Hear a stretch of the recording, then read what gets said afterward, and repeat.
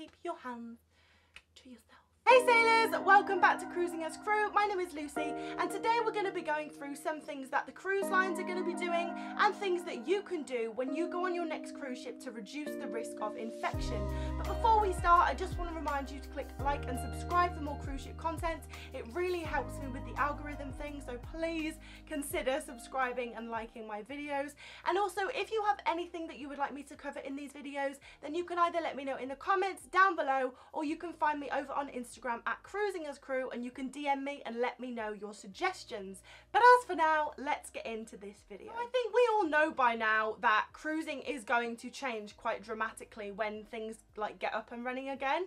It's definitely not going to be the same as it was before, but you know what? I think some things really are changing for the better, and some of the things that I'm going to mention today were going to be brought in anyway, but the COVID-19 pandemic has just brought everything forward and accelerated things. And some of the things I'm going to mention today, they do sound like a little bit of a pain, but I think the thought of them is probably going to be worse than actually doing them. Just like most things, thinking about it is like a lot worse than doing it half the time. So I'm not too worried about these new changes that I'm going to mention today, and I don't think you should be either. But anyway, you can let me know what you think of these things in the comments down below. So number one is going to be staggered arrival time. So on embarkation day, people are going to arrive at different times during the day. Now, staggered arrival times has always been a thing. However, I think it's going to be a lot stricter when we go back to cruising. Obviously, the whole point of doing this is to try and reduce how many queues you have to stand in, because obviously the more queues you have to stand in and the more people in one area at one time, the bigger the risk of not only catching COVID but catching anything. So the staggered arrival times are going to be a hell of a lot stricter. You're going to have to turn up when you've been told to turn up. Whereas before, even though cruise lines tended to have staggered arrival times, you know, if you showed up like a little bit early, a little bit late, they were like, nah, it's okay. Now, don't get me wrong, obviously, if you do turn up early or late, they're still going to let you on the ship, but, you know, instead of being really relaxed, you might have to wait there all day and be the very last ones that get on the ship. So making sure that you get there on time when you have been told to arrive is going to be something that we all need to be very, very conscious of. So when I join a brand new ship for the very first time, normally crew members are told to be there kind of as early as possible, 8 o'clock. But before now, it's kind of okay if you turn up at like 10 o'clock, 11 o'clock, whenever you can. Sometimes it's due to the fact that your plane has only just landed, so you literally go from the airport to the ship. Other times, you know, they're just very relaxed with it. But with crew members and passengers, you are going to have to get to the cruise ship when you are told to get to the cruise ship, because they're going to do everything they can to reduce the queuing process. Now, these staggered arrival times are going to be spread throughout the day. While normally everyone was on the cruise ship by like 2 o'clock in the afternoon, I reckon it's going to take all day for passengers to actually get on the ship. This most likely means that the cruise ship is going to sail a lot later than usual. So, you know, embarkation day, you get on a ship to start your cruise vacation. The ship usually sets sail about 6, 7 o'clock. I would say we're probably looking for a ship to sail at like 10, 11 o'clock at night by the time they've got everyone on board and they've done all the safety checks that they need to do. That's just my opinion, please don't take it as gospel, but obviously it makes sense. You know, if the staggered arrival times are going to be more spread out and there's going to be less people in those times, then obviously it's going to take longer. Number two, so this is also to do with arrival to the cruise ship as well.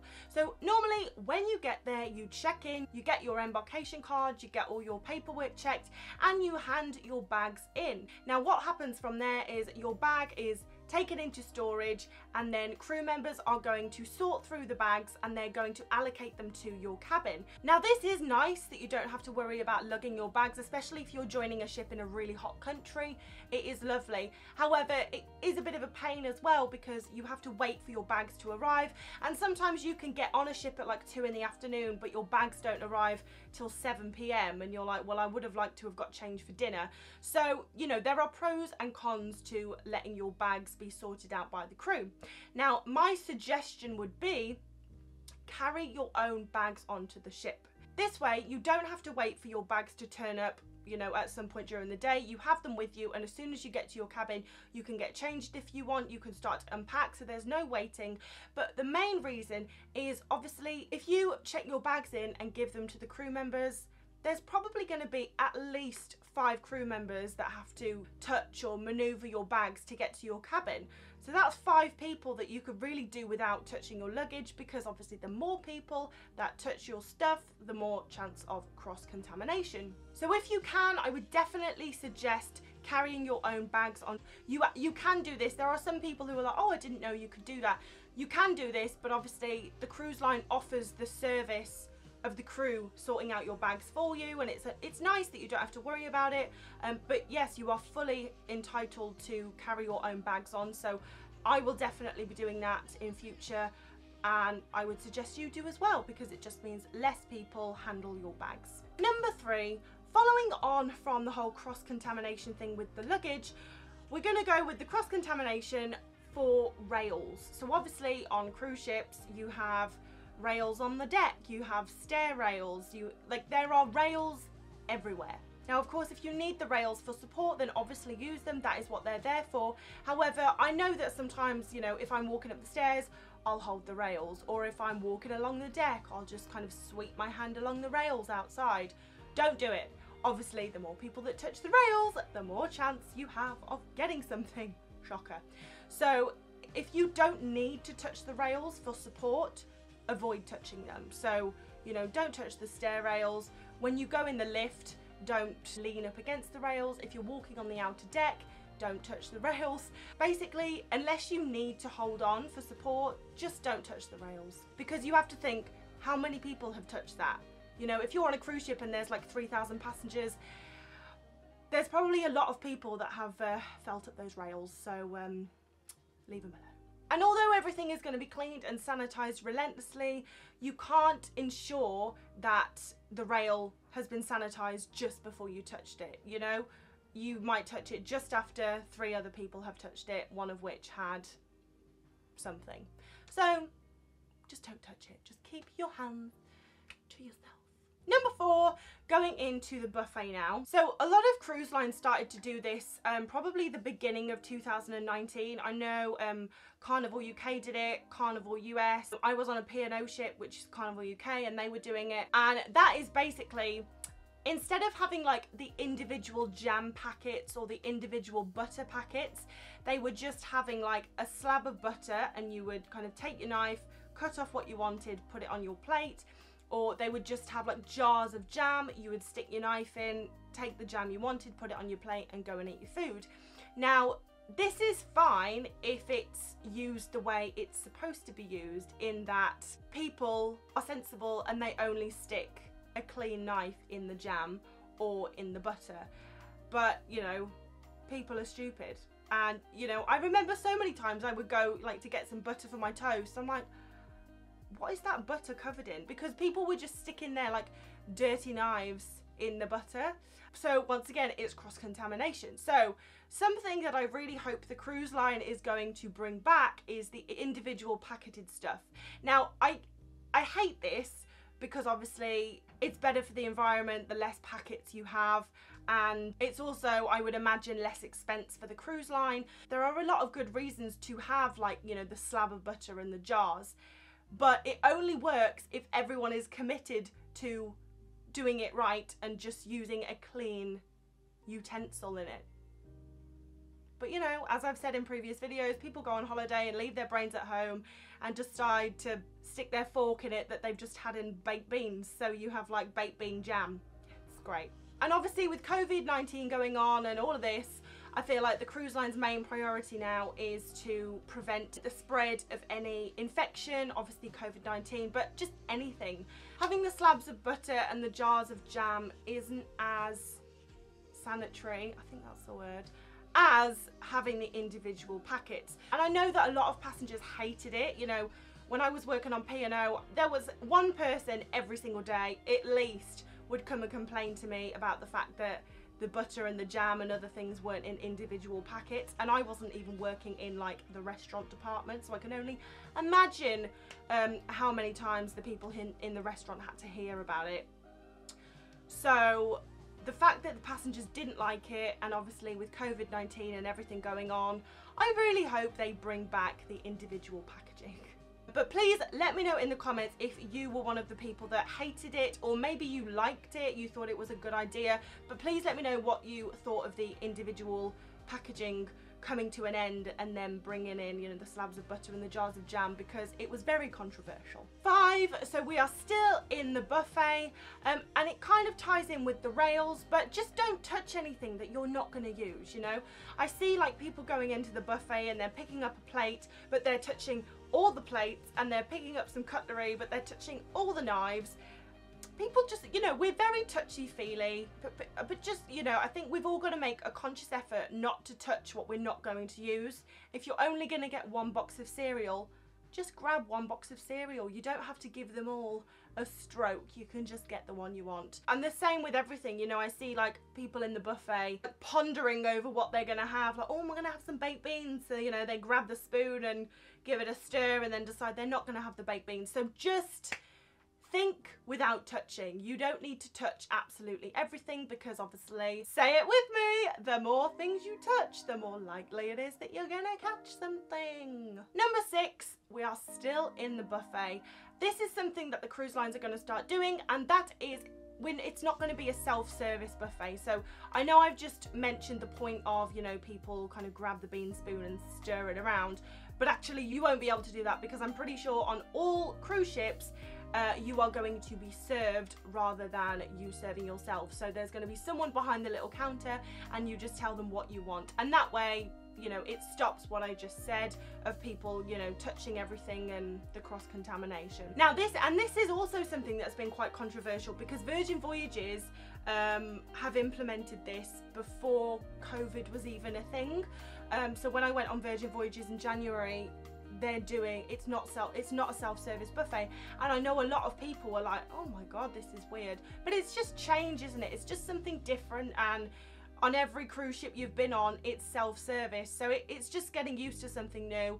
Me personally, I think it's brilliant. In cruise ships especially, the food waste is ridiculous. And I believe that was one of the main reasons that Virgin decided to do it, because they were like, we want to reduce the amount of food waste, you know, we want you to come up, get what you want, eat it, and if you're still hungry and you want some more, then come back up. But, you know, like when I worked on Royal Caribbean, and I'm not throwing any shade, I know that, you know, I eat so much more food when I go on holiday, but when I was on Royal Caribbean, and like I'd be walking around the restaurants like doing promotion or something, and I'd see some of the people's plates, and I was like, is that for all 4 of you? Or like, it was mad.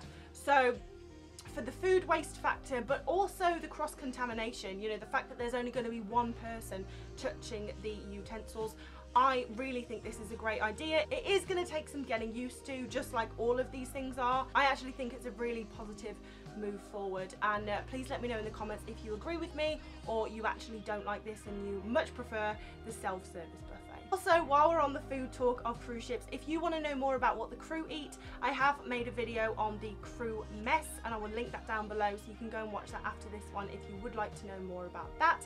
And also, please press subscribe, it would mean the world to me. Number 7. This isn't something I've read, this is just my opinion, and something that I'm going to be doing when I go back on Virgin. I'm going to be avoiding the lifts. Main reason, it's a small space, and obviously you think about how many people are using the lifts and leaning up against the side and touching the rails and touching the buttons. I mean, you're kind of just asking for trouble. And also, you're going to go on holiday, you're going to eat more food than usual, and you know, to be able to maintain your weight, you can just use the stairs. And that's the same for me. I'm going to be using the stairs, I'm going to be doing that as my exercise, I'm going to be avoiding the lifts, I'm going to stay healthy, it's going to be great. Number 8, now obviously technology is becoming more and more a part of our daily lives, and more a part of cruising as well. So Virgin Voyages, I believe, are the first ones to do this, but I could be wrong. But anyway, Virgin Voyages have got this thing, so every passenger will get like a smartphone, a device. So instead of getting a newsletter through your room every evening with the daily activities on, it's all just going to be on a little device. And also with this device, you can control the lighting in your room, you can control the curtains, you can control the aircon, you can control the TV. So literally, you can control your whole cruise through the little like device that you are going to be given. And obviously this is great because if you can control things by a little device, it's less things that you have to touch. One of the main things that is really good about having the device is you can check your cruise account on your device. So no more trips to guest services to see how much money you've spent, how much money you've got on your, onboard credit account, or you've got left to spend or whatever. You are going to have it all at your fingertips on your device. So I know that for a lot of people, a lot of more mature people are like, oh, I don't know how I feel about the new technology. But just like everything else, it's going to be something that you have to get used to. And I think it's brilliant. No one likes going to guest services and having to stand in a line for an hour to speak to someone to find out how much they've spent. I don't understand how that is better than just being able to check it on your phone. You don't have to stand in any queues, and obviously, we want to reduce the amount of queues that you have to stand in anyway because it's annoying, but also because where there are crowds of people, you're more likely to get something. So I think this is really good that you're going to be able to check everything and have everything at your fingertips. But for the more mature people, you might find this something that you're not so keen on. For the younger generation, I really don't think this is going to be a problem because, we're on phones and laptops and stuff all the time. And I think this is a brilliant thing. I think it's a great move forward, to be honest. And also your muster drill. So when you get on board on embarkation day, before you set sail, you have to go to a drill so that you know what to do in the event of an emergency. Now, once again, as you all know if you cruised before, muster drills, you're all like bloody sardines. We're all squished together, waiting for the captain to do his announcement so that you can all start your holiday. So instead of all crowding together, waiting for the captain to do his announcement, you're going to be able to watch a video on your device so you know what to do. I do think, surely you're going to have to go to your muster station before we set sail so you know where to go in the event of emergency. But I believe the majority of the safety procedures you are going to be able to see through your device. Once again, some of you are going to love this, some of you are going to hate this, but it's just how it's going to be. Excursions. So obviously, if you've been on a cruise ship, you know that there's the option to do an excursion so that you can see the port and make the most of the port. But there is also the option to get off and explore or on your own. However, I've heard through the grapevine that excursions are going to be mandatory for cruises in the near future. So what that means is if you want to get off in one of the ports, you are going to have to book an excursion. The reason for this is obviously it helps the ship maintain the safety bubble. So obviously everyone who gets on board initially is going to be checked and, tested for COVID and anything.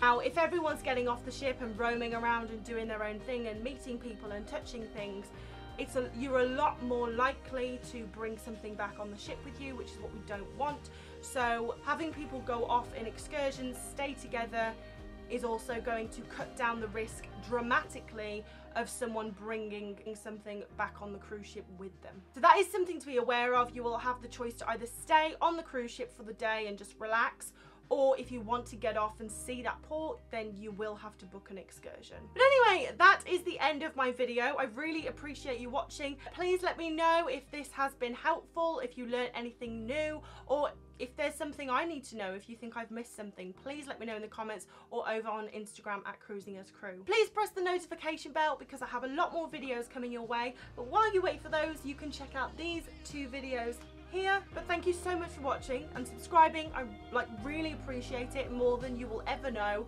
But I will see you in the next video, guys. Have a great day.